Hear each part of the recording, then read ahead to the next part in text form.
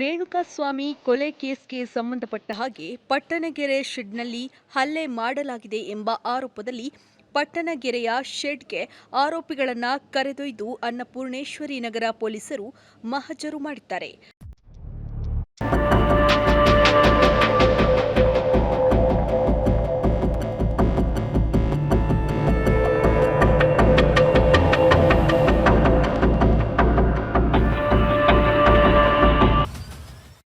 ಈ ಪಟ್ಟಣಗೆರೆ ಶೆಡ್ನಲ್ಲಿ ಹಲವು ಸೆಟಲ್ಮೆಂಟ್ಗಳು ನಡೀತಾ ಇತ್ತು ಎಂಬ ವದಂತಿಯೂ ಕೂಡ ಇದೆ. ಆರೋಪಿಗಳನ್ನು ಮಹಜರುಗೊಳಿಸಿದ ನಂತರ ಠಾಣೆಗೆ ಕರೆದೊಯ್ಯುವಂತಹ ಸಾಧ್ಯತೆ ಇದೆ. ಈ ಕೇಸ್ನ ವಿಷಯ ಯಾವ ಟ್ವಿಸ್ಟ್ ಪಡೆಯುತ್ತೆ ಅನ್ನೋದನ್ನ ಮುಂದಿನ ದಿನಗಳಲ್ಲಿ ಕಾದು ನೋಡಬೇಕಾಗಿದೆ.